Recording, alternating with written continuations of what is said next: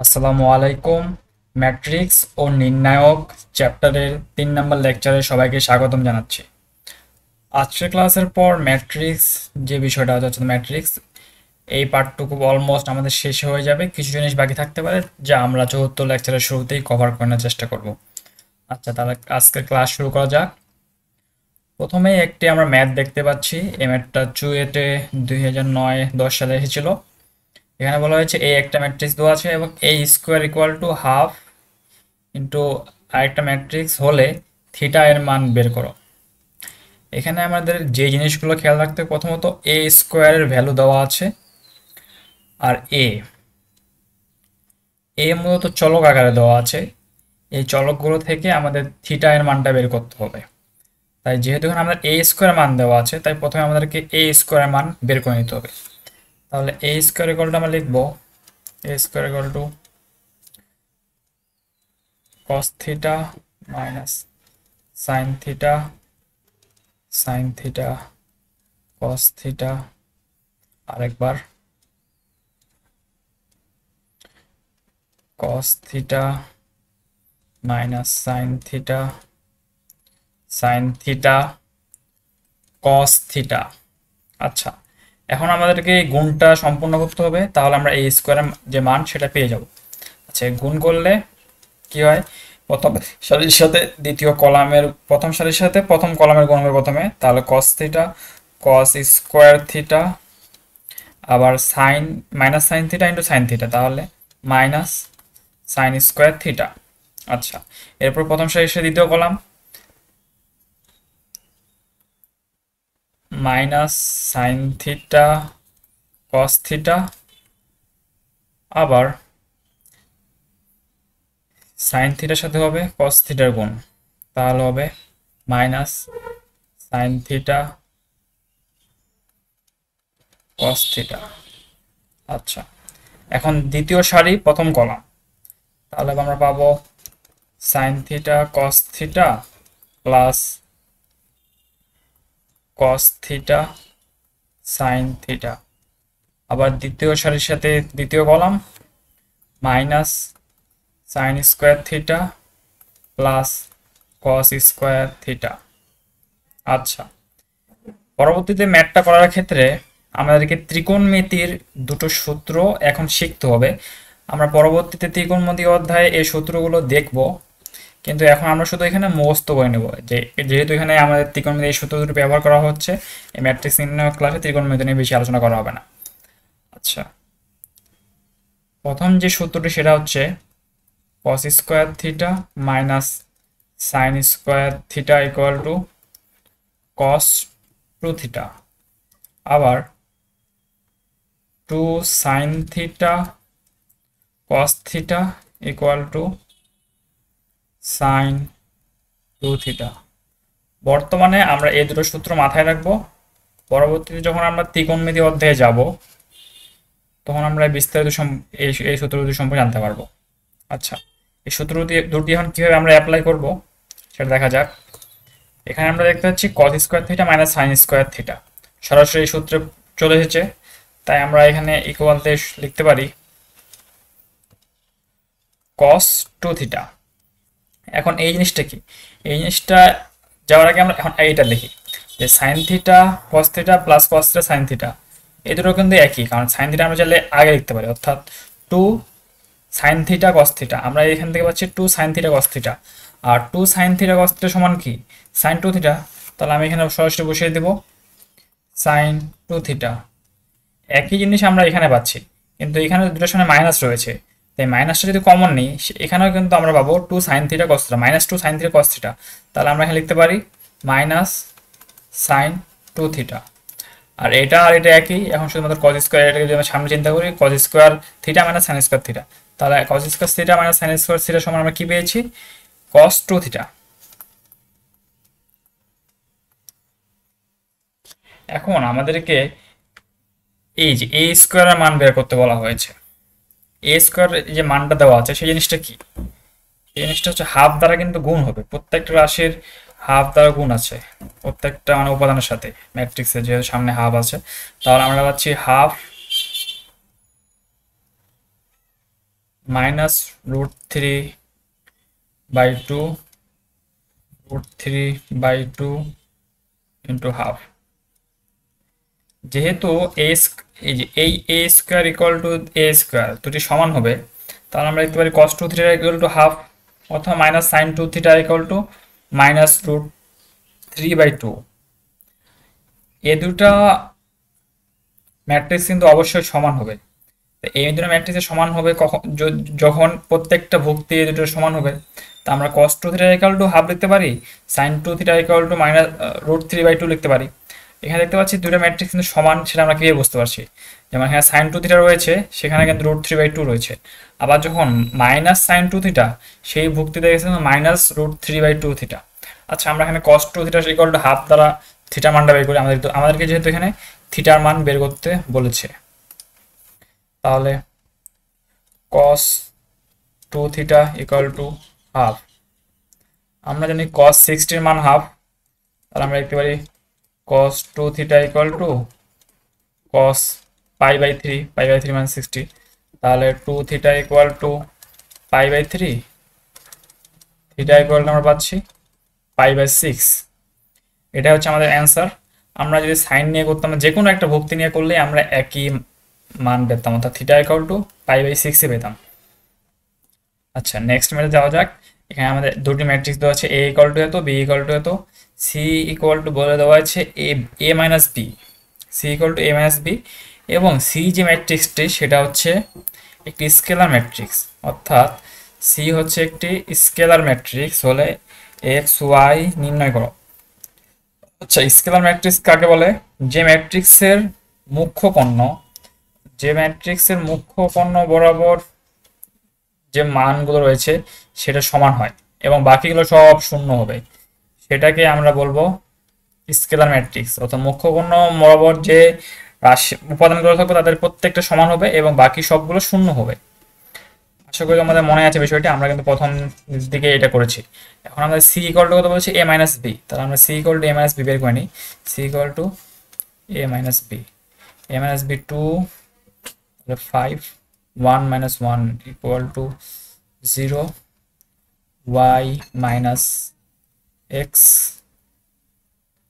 equal to 1 minus 1, 0, x plus y আবার 0, 0, 0, 5। এখন আমরা যে দেখলাম স্কেলার ম্যাট্রিক্সে অবশ্যই এটা সমান হবে, এই প্রত্যেকটা ভুক্তি, এখানে 5, এখানে 5, তাহলে এই মাঝখানের ভুক্তিটা তো 5 হওয়ার কথা।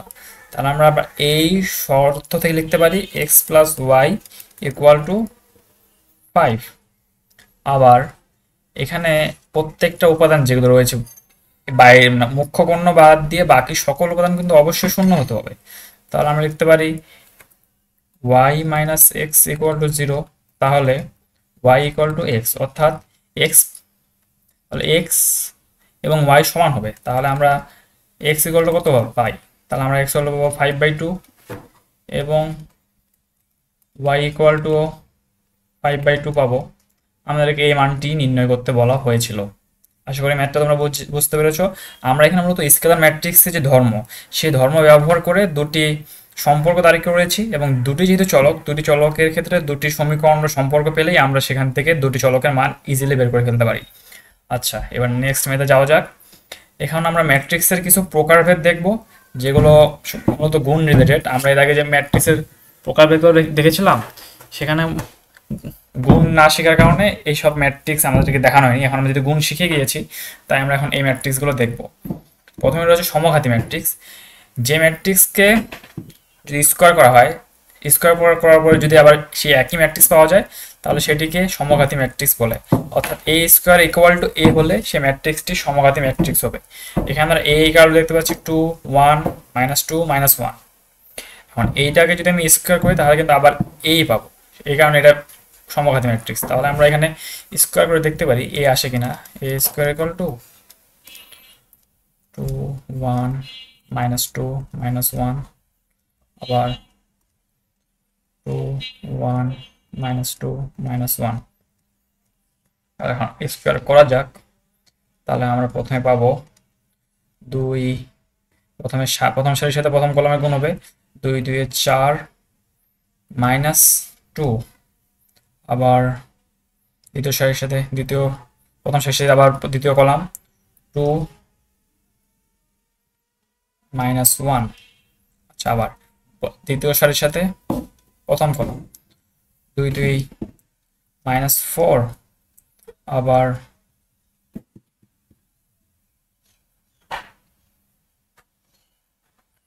+2। এখানে আমরা পাবো আবার দ্বিতীয় সারি দ্বিতীয় কলাম -2, সাথে আবার -1 যদি গুণ করি তাহলে পাবো 1 -1 -1 1। তাহলে আমরা যে ম্যাট্রিক্সটা পাচ্ছি সেটা হলো 2 1 -2 -1। এই যে আমরা a ইকুয়াল টু কত পেয়েছি, যে ম্যাট্রিক্সটি a square equal to say একই ম্যাট্রিক্স পেয়েছি। অর্থাৎ a স্কোয়ার ইকুয়াল টু যদি a হয় তাহলে এই a ম্যাট্রিক্সটি হলো একটি সমঘাতী ম্যাট্রিক্স। এরপরে স্লাইডে যাওয়া যাক।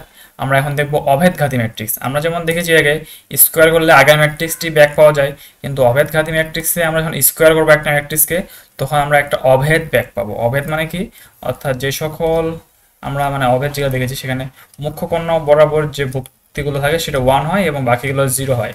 যেমন এটি একটি 2/2 ক্রমের একটা অভেদ। এখন আমরা এই অভেদটা দেখবো, অভেদঘাতী ম্যাট্রিক্সটা দেখবো। এখানে a স্কোয়ার অর্থাৎ a ইকুয়াল টু হলাম এর একটি ম্যাট্রিক্স দেওয়া আছে। এখন এই ম্যাট্রিক্সকে যদি আমি স্কোয়ার করি তাহলে আমি কিন্তু এই i পাবো।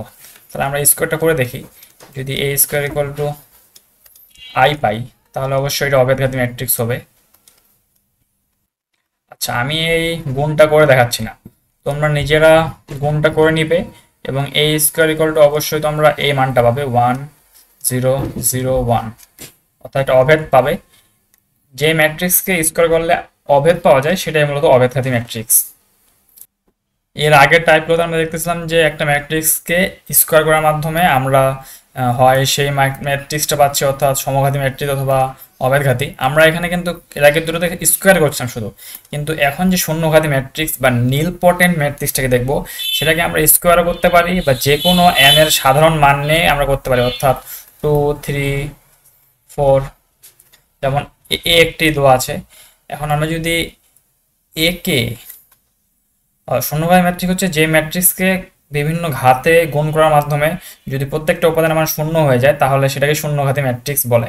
এখন আমি যদি এই a স্কোয়ার করি অর্থাৎ এই ম্যাট্রিক্সটাকে স্কোয়ার করি তাহলে আমি পাবো 0 0 0 0। তাই এটি একটি শূন্যঘাতী ম্যাট্রিক্স।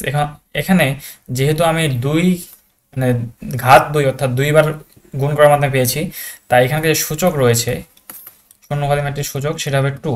এখন যদি আমরা a কিউব ইকুয়াল টু 3 পেতাম, অর্থাৎ এটা আলাদা ম্যাট্রিক্স হতো, অবশ্যই এই ম্যাট্রিক্স না। a কিউব ইকুয়াল টু 3 হলে সেটা ইন্ডেক্স বা সূচক হতো 3, অর্থাৎ 3 সূচকের শূন্যঘাতী ম্যাট্রিক্স।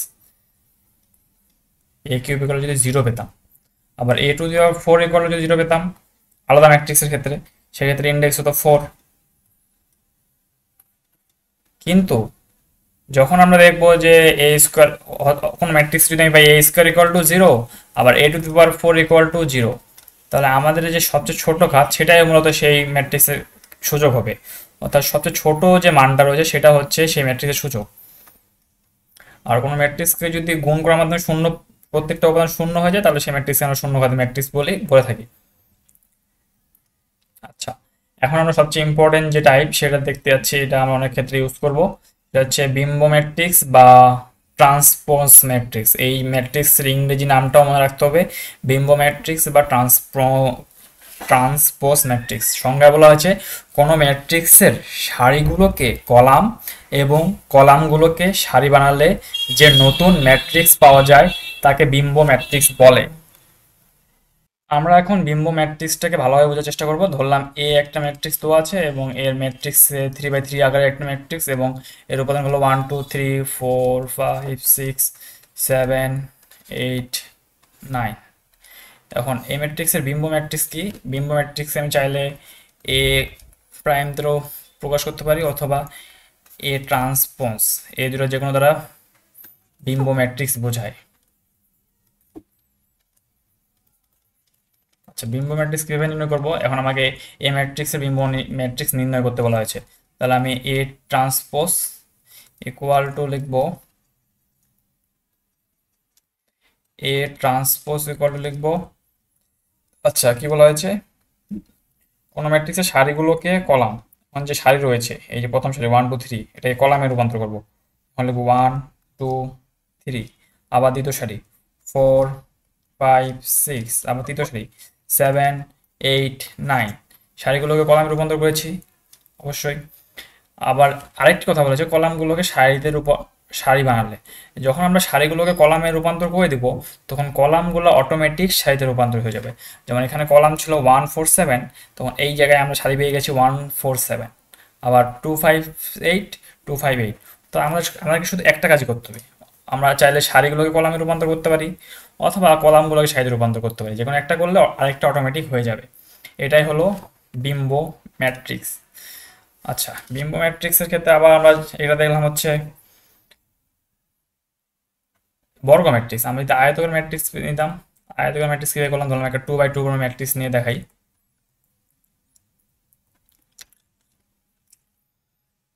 2 বাই 2 ম্যাট্রিক্স যেমন এ করলে ধরলাম 2 by 3, sorry, A B C D E F, এখানে এটা ক্রম হচ্ছে 2 × 3। এখন এটা যদি আমি ট্রান্সপোজ করি, এই ট্রান্সপোজটি, তাহলে আমি পাবো, এবার আমি কলামটাকে সারিতে রূপান্তর করব। যে কলাম ছিল এটা, কলামকে সারিতে রূপান্তর করলে পাবো এ ডি, আবার এই কলামটাকে যদি সারিতে রূপান্তর করি তাহলে পাবো বি ই, আবার এটাকে করলে সি এফ।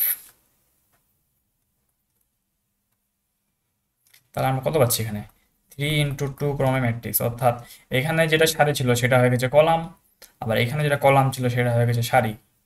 এটাকে মূলত ট্রান্সপোজ বলা হয়।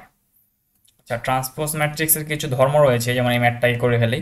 ট্রান্সপোজ ম্যাট্রিক্সের ক্ষেত্রে যখন ধরলাম এ ইন্টু বি ম্যাট্রিক্সের গুণ আছে এবং এদের উপর ট্রান্সপোজ করা আছে, তাহলে আমরা এটা সমান লিখতে পারি বি ট্রান্সপোজ এ ট্রান্সপোজ। এটা হচ্ছে একটা ধর্ম, ট্রান্সপোজ ম্যাট্রিক্সের এক ধর্ম। যদি কোনো ম্যাট্রিক্স গুণ আকারে থাকে সেটাকে যদি ট্রান্সপোজ করা হয় তাহলে সেই দুটো ম্যাট্রিক্স সমান দেওয়া যায়, যে প্রথম ম্যাট্রিক্সটা যেটা সেটাকে ট্রান্সপোজ করা হয়েছে এবং দ্বিতীয় ম্যাট্রিক্সে ট্রান্সপোজ হয়েছে এবং তাদের মধ্যে গুণ করা হয়েছে, এই দুটো একেবারে সমান হয়। এই ম্যাটটি দ্বারা মূলত এই সত্যটাকে প্রমাণ করার চেষ্টা করেছে। তাই তোমরা প্রথমে এ বি গুণ করবে, এটা হচ্ছে 2 × 3 ক্রমের এবং এটা হচ্ছে 3 × 2 ক্রমের, তাই এই দুটো গুণ অবশ্যই হবে। অবশ্যই আবার এই সত্যের ক্ষেত্রে কিন্তু অবশ্যই এ এবং বি গুণ করা যেতে পারতে হবে, না হলে কিন্তু এই সত্য অ্যাপ্লিকেবল হবে না, কারণ যদি গুণই হবে না তাহলে এ বি তো পাবো না আমরা। আচ্ছা, আমরা এখানে গুণ করব, প্রথমে এ বি, এ বি বের করব, তারপর এ বি ট্রান্সপোজ বের করব, তারপর বি ট্রান্সপোজ বের করব, এ ট্রান্সপোজ বের করব, তারপরে বি ট্রান্সপোজ এ ট্রান্সপোজ বের করব। তখন আমরা দেখব এই দুটি সমান হয়ে যাবে। এটাই হচ্ছে এই ম্যাথটা প্রুফ করতে বলেছে। আচ্ছা, এখন আমরা নেক্সট স্লাইডে যাই। আচ্ছা, আরেকটা ট্রান্সপোজ ম্যাট্রিক্সের যে সত্য সেটা হলো, ধরলাম একবার ট্রান্সপোজ করলাম এ কে, এখন যদি আমি আরেকবার ট্রান্সপোজ করি তাহলে আমি কিন্তু এ পাবো। অর্থাৎ একবার যদি সারি থেকে কলামে রূপান্তর করি তাহলে আমি সারিকে কলামে রূপান্তর করলাম, আবার যদি এখন ওই কলামকে সারিতে রূপান্তর করি তাহলে তো আবার একই হয়ে গেল, যেটা সারি ছিল সেটা আবার সারিতে হয়ে গেল। অর্থাৎ কোনো ম্যাট্রিক্সকে যদি, যেমন বি ট্রান্সপোজ বি ট্রান্সপোজ, কোনো ম্যাট্রিক্সকে দুইবার ট্রান্সপোজ করলে সে আগের ম্যাট্রিক্সেই ব্যাক চলে আসে। মনে রাখবে টি এবং টি কাটাকাটি হয়ে যাবে। আচ্ছা, এখন আমরা আরেকটা ম্যাট্রিক্স দেখবো, সেটা হচ্ছে প্রতিসম ম্যাট্রিক্স। আমরা যে ট্রান্সপোজ করলাম, অর্থাৎ প্রতিসম ম্যাট্রিক্সে যদি আমি শর্টকাট লিখতে চাই সেটা হচ্ছে এ ইকুয়াল টু এ ট্রান্সপোজ। অর্থাৎ যে ম্যাট্রিক্সকে ট্রান্সপোজ করার পরেও আগের ম্যাট্রিক্সটা আবার ফেরত পাবো সেটাই হচ্ছে প্রতিসম ম্যাট্রিক্স। প্রতিসম ম্যাট্রিক্সকে যদি আমি সাধারণভাবে প্রকাশ করতে চাই বা সাধারণ রূপ লিখতে চাই, প্রতিসম ম্যাট্রিক্সে প্রথমত কর্ণটা সেম হতে হবে। আচ্ছা, আমি একটা প্রতিসম ম্যাট্রিক্স দেখে দেখাচ্ছি, এ বি সি, তাহলে এখানে আবার হবে B D F C F ই।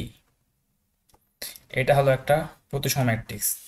প্রতিসম ম্যাট্রিক্স কে বুঝলাম। এখন যদি আমি এটাকে ট্রান্সপোজ করি, এ ট্রান্সপোজ, আচ্ছা তাহলে আমরা এখানে সারিগুলোকে কলামে রূপান্তর করি। এই যে এটাকে যদি আমি কলামে নিয়ে যাই, এ বি সি, আবার বি ডি এফ, আবার C F E, C F E, আমরা কিন্তু দুটো ম্যাট্রিক্স একই দেখতে পাচ্ছি, অর্থাৎ আমি ট্রান্সপোজ করার পরেও দুটি ম্যাট্রিক্স একই পেলাম। এখন ট্রান্সপোজ ম্যাট্রিক্সের যে সত্য সেটা হলো অবশ্যই কর্ণগুলো একই হতে হবে, যেমন এই দুটি কর্ণ একই, এবং কর্ণ বরাবর প্রতিসম হতে হবে। তাই আমরা দেখতে পাচ্ছি কর্ণ বরাবর যে ভুক্তিগুলো রয়েছে, এটা একটা দর্পণ প্রতিবিম্ব তৈরি হয়েছে। অর্থাৎ যদি এখানে একটা আয়না ধরি, এই এই অংশটা রিফ্লেকশন হচ্ছে এই অংশটা, এই কারণেই মূলত এটা প্রতিসম বলা হয়। যখন আমরা ম্যাট্রিক্সে দেখবো কোনো ম্যাট্রিক্স, দুটি ম্যাট্রিক্সের মধ্যে এই দুটি ভুক্তির মান সমান, এই যে এই কর্ণ বাদ দিয়ে বাকি ভুক্তিগুলো সমান হবে, তখন এটা ট্রান্সপোজ ম্যাট্রিক্স, সরি প্রতিসম ম্যাট্রিক্স হবে। কারণ এই যে এই ভ্যালু আর এই ভ্যালু সেম, আবার এই ভ্যালু এবং এই ভ্যালু সেম, এই ভ্যালু এবং এই ভ্যালু সেম। যখন কোনো ট্রান্সপোজ করা হয় তখন কর্ণ বরাবর কিন্তু ভুক্তিগুলো কোনো পরিবর্তন হয় না। পরিবর্তন হয় মূলত ট্রান্সপোজের ক্ষেত্রে, এই ভুক্তিটা এখানে আসে, আবার এই ভুক্তিটা এখানে যায়, আবার এই ভুক্তিটা এখানে আসে, এই ভুক্তিটা এইখানে যায়, এখানে এটা এখানে যায়, এটা এখানে আসে। এখন যদি এই ভুক্তিগুলো সেম হয়, তাহলে ট্রান্সপোজ করার পরেও ভুক্তিগুলো মান সমান হবে। এই কারণেই তখন ট্রান্সপোজ দেবো, আমরা ম্যাট্রিক্স ট্রান্সপোজ হবো। অর্থাৎ যদি কোনো ম্যাট্রিক্স এ ইকুয়াল টু এডি হয়, তাহলে সেই ম্যাট্রিক্সটা হচ্ছে একটা প্রতিসম ম্যাট্রিক্স। আচ্ছা, ট্রান্সপোজ ম্যাট্রিক্সটা খুব, সরি প্রতিসম ম্যাট্রিক্স অতটাও কঠিন ছিল না। আচ্ছা, এর থেকে একটু অ্যাডভান্স দেখতে হবে এখন আমরা বিপ্রতিসম ম্যাট্রিক্স। অর্থাৎ একটা ম্যাট্রিক্সে ট্রান্সপোজ করলাম, ট্রান্সপোজ করার পরে সেই ম্যাট্রিক্সটার নেগেটিভ মানটা পাচ্ছি আমি, অর্থাৎ A transpose equal to minus A. এটা কীভাবে সম্ভব? যেমন এইটা একটা বিপ্রতিসম ম্যাট্রিক্স, এখন আমি যদি ধরলাম এটা একটা, ধরলাম বি ইকুয়াল টু এটা দেওয়া আছে, এখন আমি বিকে যে ট্রান্সপোজ করি তাহলে কী পাই দেখা যাক। বি ট্রান্সপোজ,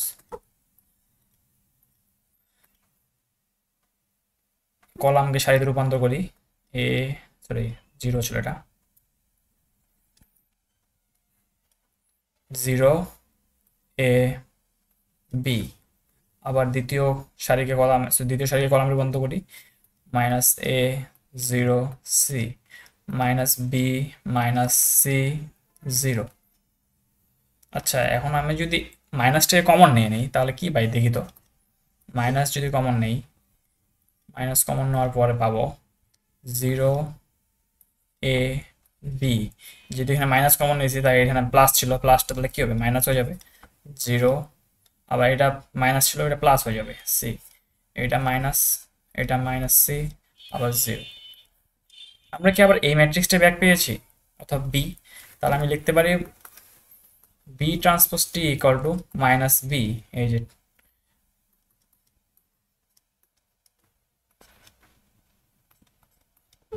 এখানে আমরা আবার একই ম্যাট্রিক্সটা ব্যাক পেলাম ট্রান্সফার করার মধ্যে, কিন্তু এর সামনে একটা মাইনাস চলে আসলো। এই বিষয়টা কিভাবে ঘটলো? ট্রান্সপোজ ম্যাট্রিক্স পাওয়ার দুটি শর্ত রয়েছে। এই শর্ত দুটি হলো কর্ণ বরাবর ভুক্তিগুলো শূন্য, মুখ্য কর্ণ বরাবর ভুক্তিগুলো শূন্য হতে হবে, মুখ্য কর্ণ বরাবর ভুক্তিগুলো শূন্য হবে, এবং মুখ্য কর্ণ বরাবর যে, আমি একটা যদি এখন আয়না নেই, সে আয়নার যে আমরা প্রতিসম ভুক্তিগুলো পাবো সেগুলো একটা আরেকটা নেগেটিভ হতে হবে, সমান হবে কিন্তু চিহ্ন নেগেটিভ হবে। যেমন A minus A, B minus B, C minus C.